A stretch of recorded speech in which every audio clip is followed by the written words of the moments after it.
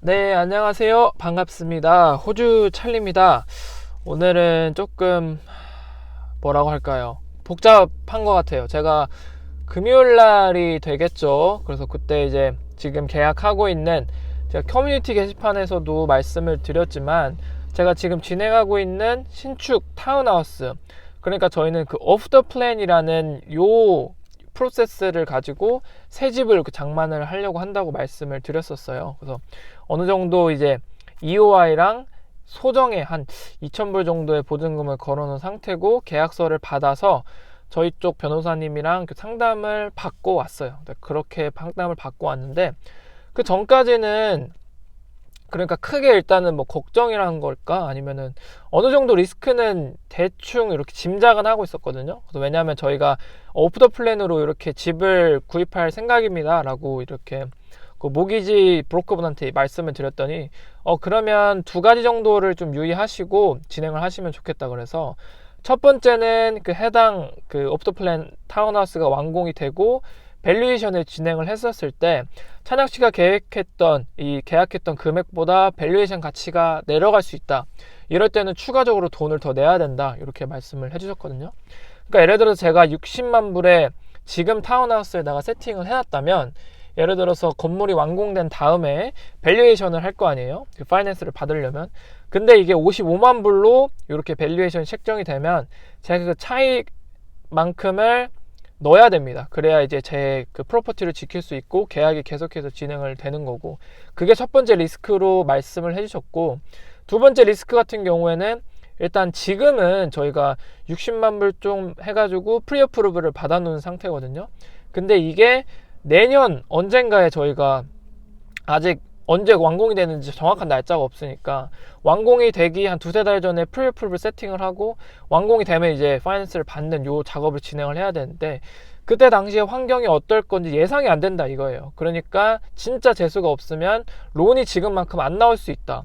그러면 이게 보증금 날리고 아예 그냥 계약이 없어지는 거죠. 그래서 그런 이제 위험성 같은 거는 사전에 이렇게 모기지 브로커분 통해서 말씀을 들었는데 대수롭지 않게 생각을 했습니다. 그러고 나서 이제 금요일날 본격적으로, 그래서 그 변호사분이랑 말을 하는데 생각지도 못한 것들, 계약서상의 여러 문제들이, 조금 문제라고 하기보다는 이게 충분히 다르게 해석될 수 있는 여지가 좀 있어서 좀 고민을 했으면 좋겠다라고 변호사분이 말씀을 해주시더라고요. 그래서 그거에 대해서 조금 저 나름대로도 공부를 좀 더 했고, 그리고 이게 지금이 저희가 굉장히 좀 디파짓이 타이트해요. 그래서 보통 자기 돈 20% 정도는 가지고 있어서 진행을 하는 게 가장 안전한 방법이고, 시중에 있는, 그러니까 이미 지어진 하우스를 이렇게 찾아보는 게 가장 확실한 방법이긴 하거든요, 사실.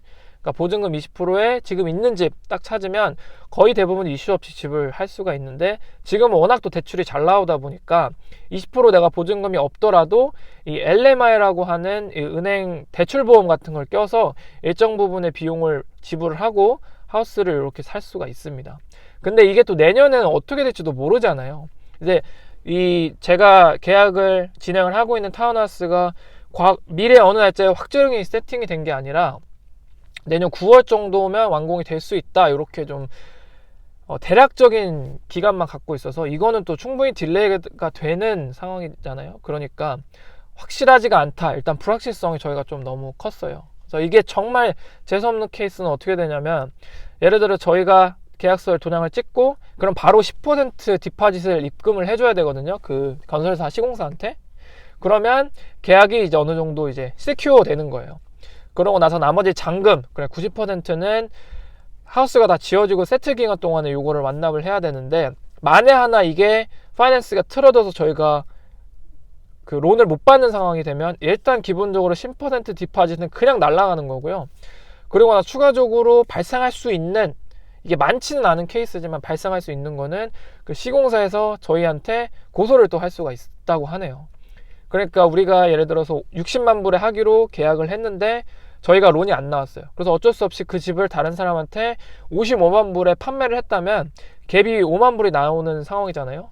그런 상황에서는 저희가 예를 들어서 시공사가 저희한테 그 건으로 고소를 하게 되면 5만 불을 뱉어내야 되는 그런 상황도 있다고 하네요. 그러니까 보증금도 날리고 차액도 배상해줘야 되는 실제로 그런 판례가 좀 있다고 해서 생각해 볼 상황이라고는 했어요. 근데 이게 그렇게 엄청나게 지금 제 결심을 바꿀 만한 그렇게 큰 리스크는 아니었고, 제 결심을 바꾸는 가장 큰 리스크는 아무래도 모기지가 안 나올 수 있다. 그러면 야, 이거는 안 되는 거잖아요. 모기지가 안 나오면 이건 뭐 답이 없는 거잖아요. 보증금 열심히 모아놨던, 부모님한테 서포트 받았던 돈 다 날리는 거고, 그러면 좀 회복하기가 좀 어려울 것 같아서 첫 집이니까 조금 안전하게 좀 진행을 해보려고 합니다. 그래서 지금 내린 결정은 일단 지금 하고 있는 타운하우스 옵트 플랜은 진행하기 좀 무리가 있다라고 저랑 와이프랑은 주말 동안 3일 동안 곰곰이 생각을 하면서 결론을 내렸어요. 그리고 지금 상황도 모르겠어요. 저의 짧은 식견으로는 지금 주요 여러 나라, 미국을 비롯해서 유럽, 캐나다 여러 나라들이 금리를 올리고 있는 상황이거든요. 근데 이 금리를 올리는 상황에서 물론 호주는 굉장히 좀 금리 올리는데 관대하다고는 하지만 어느 정도 이걸 따라갈 수밖에 없고, 저희가 그렇다고 해도 올해 안에 이거를 마무리할 수 있는 상황이면은 어느 정도 리스크 테이킹을 하고 진행을 할 텐데, 이게 내년 언젠가로 이제 계속 늦춰질 수가 있는 상황이기 때문에 우리가 떠맡아야 되는 리스크가 너무 크다. 이게 가장 메인 그 걱정이었어요. 그래서 지금은 계약을 뒤집는 걸로 이렇게 진행을 하고 있고, 두 번째는 지금 이런 말하기 좀 죄송스럽지만 지금 저희가 진행하고 있는 이 에이전트는 어딘지는 말씀을 드릴 수 없겠지만 너무 좀 신뢰가 좀 안 가기도 합니다. 그래서 지금까지 상담을 했던 것들, 그리고 상담하면서 굉장히 좀 푸시를 하는 것도 있고, 사인 언제 됐냐, 그건 당연히 이해할 수 있을 것 같아요. 뭐 내가 세일즈맨이어도 계약을 확정해야 어느 정도 보수가 나오는 상황에서 일을 계속해서 끌 수는 없으니까 어느 정도 푸시하시는 건 맞지만, 일이 처리됨에 있어서 저희랑 좀 상의 없이 독단적으로 진행하시는 것들이 좀 보여서 야, 이거는 조금 아닌 것 같다라는 생각이 들었거든요. 그래서 결정적으로 또 이 에이전시를 믿을 수 없었던 이유 중에 하나는, 호주에서는 어떤 형태의 부동산 거래든지 변호사를 끼고 진행을 하게끔 되어 있습니다. 근데 변호사를 선임하는데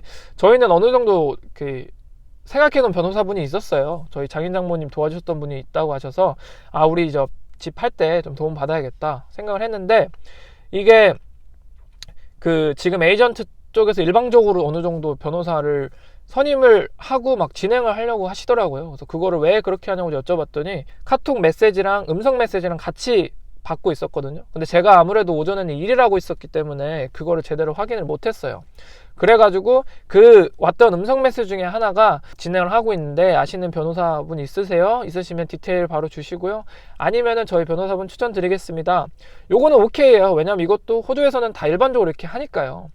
근데 그거를 제가 확인을 안 하고, 그건 제 잘못이죠. 그러고 나서 하고 있는데 거기서 이제 찬혁 씨가 가타부타 말이 없어서 본인이 진행하는 대로 믿고 따르는 것 같아서 이렇게 일을 처리했다라고 말씀을 해주셨어요. 그래서 거기서 조금 저는 기분이 좀 좋지는 않았거든요. 이게 아무래도 몇 억대 돈이 움직이는데 계속해서 이거를 저한테 확정된 이거 픽스 없이 진행을 하려고 하시는 것도 좀 그랬고, 그래서 저는 그러면 변호사 좀 바꿔주십시오 했더니 안 된다고 말씀을 하시더라고요. 그래서 왜 안 되는지 잘 모르겠다고, 내년에 시공이 들어가는데 아직 소위 이제 삽도 안 떴는데 왜 그걸 바꿀 수 없냐고 말씀을 드렸더니, 시공사에서 좀 너무 늦었다고, 이미 A라는 변호사, 그러니까 에이전트에서 고용한 A라는 변호사 이름을 넣고 진행을 했다고 말씀을 하시더라고요. 그래서 저는 그거는 저는 동의할 수가 없고, 제가 오케이한 부분이 아니기 때문에 저희 변호사로 바꿔주시는 게 좋을 것 같습니다. 저는 그렇게 알고 있겠습니다 라고 말씀을 드렸어요. 그래서 어쨌든지 그거는 저희 변호사로 이렇게 좀 세팅을 지금 어느 정도 됐어요. 그러니까 금요일에 상담을 받았겠죠. 야, 이게 좀 뭔가 좀 나랑 안 맞는, 그러니까 내 성향과 맞지 않는 에이전트랑 지금 일을 하고 있구나라는 생각이 들었고, 그리고 금요일날 이 변호사분이랑 얘기를 할 때도 그 변호사분은, 그러니까 이미 이 에이전트에서 세팅한 A라는 변호사가 진행을 하고 있었을 거 아니에요.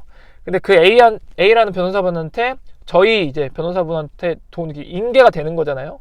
근데 인계 받기로는 이 하우스, 그러니까 타운하우스가 내년 3월에 완공되는 걸로 저희 변호사님은 알고 계시더라고요. 그 A라는 변호사분이 그렇게 얘기했대요. 근데 저희가 알고 있기로는 이거는 스테이지 1, 2가 나눠져 있어서 저희가 하고 싶은 스테이지 2는 내년 9월 달에 완공된 걸로 알고 있는데, 이것도 말도 안 맞잖아요. 그러니까 되게 사소한 거지만 야, 이것도 잘 모르겠다. 이거 왜 자꾸 말이 계속 바뀌냐. 게다가 또 계약서 조항에서도 좀 탐탁치 않은 부분이 있어서 이 모든 복합적인 것들이 이렇게 좀 유기적으로 연동이 되면서 그러면 그냥 첫 집은 그냥 시간을 좀 더 갖고 하든지 아니면 내년으로 연기를 좀 하자. 근데 이 선택이 진짜 좀 바보 같은 선택일 수도 있지만 첫 선택은 좀 안전하게 가자, 이런 게 저랑 저희 와이프의 생각이에요. 성향도 좀 그렇게 가려고 해서 일단 이 건은 내려놓고 다른 거는 좀 찾고 있습니다. 모르겠어요. 미래에 어느 날 이 결정을 후회할 수도 있고 내년에 또 집값이 엄청 많이 올라가서 내가 그때 했어야 되는데 생각할 수는 있겠지만, 제가 지금 열심히 모았던 것들, 저희 부모님한테 소프트 받았던 것들을 다 걸면서까지 모험을 할 만한 건 아니다. 지금 이렇게 기회가 온 것처럼 다음에 또 기회가 없을 수 있다. 이렇게 와서 지금은 없기로 했습니다. 그래서 계속해서 지금 프로젝트는 진행 중이고 이제 뭐 3, 4개월밖에 안 알아봤는데요. 계속 더 알아가면서 여러분들한테도 커뮤니티나 이런 영상을 통해서 제가 계속해서 어떻게 진행되는지를 알려드리려고 해요. 그래서 혹시나 요거는 제가 이렇게 리서치를 진행을 하면서 배운 상황이거든요. 여러분 집을 혹시라도 저처럼 구입을 하시려고 하면 파이낸스를 받는 거를 언제 할 수 있는지를 꼭 알아보셔야 돼요. 이게 무슨 말이냐면 기존의 신축 하우스, 그러니까 하우스 앤 랜드 패키지라고 하는 것들이랑 아니면 옥션으로 집을 살 수도 있고 아니면 실제로 있는 집을 평범한 입찰을 통해서 오퍼를 넣고 하는 경우가 있어요. 이런 것들은 내가 프리어프로를 받고 나서 그러고 나서 파이낸스를 들어가고 파이낸스를 들어가면서 그 렌더, 돈을 빌려주는 사람이죠. 거기서 이제 밸류에이션 평가사가 뭐 도면이라는 걸 보고 그 해당 하우스에 대해서 밸류에이션 평가를 한다고 해요. 그러니까 요거는 내가 건물을 예를 들어서 하우스랜드 패키지는 미래에 되는 완공되는 건물임에도 불구하고 파이낸스를 지금 들어갈 수 있는 이런 방향이 있는 반면에 제가 진행했던 오프터 플랜 패키지는 건물이 완공이 돼야지 우리가 파이낸스를 신청할 수가 있다. 그러니까 리스크 테이킹을 미래의 어떤 것들에 대해서 리스크 테이킹을 해야 된다. 뭐 금리가 될 수 있고 내가 빌릴 수 있는 대출의 한도가 될 수 있고 여러 가지가 될 수 있겠죠. 요거를 할 수가 있다. 그러니까 내가 파이낸스로 집을 사려고 하신다면 내가 지금 이 파이낸스를 신청을 해서 완전히 fully approval 받을 수 있는 건지 아니면 저처럼 업투 플랜을 하면서 나중에 미래 어느 순간에 파이낸스를 들어가야 되는 건지 이럴 때 각각 리스크는 어떤 게 있는지 저 말고 더 전문가 모기지 브로커 분이나 아니면 법률 자분 변호사분을 통해서 그렇게 확실하게 하시면서 진행하시는 게 좋을 것 같아요. 그래서 저도 이번 기회에 조금 더 열심히 공부를 할 수 있는 기회가 됐습니다. 저는 나름대로 되게 좋게 생각하고요. 다음에 또 기회가 있을 거라고 생각을 해요.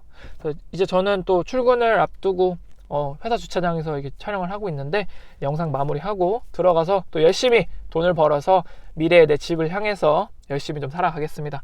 영상을 이렇게 마무리하겠고요. 다음 이 시간에, 오늘은 좀 아쉽지만 다음 이 시간에 뵙겠습니다. 오늘은 여기까지입니다. 안녕.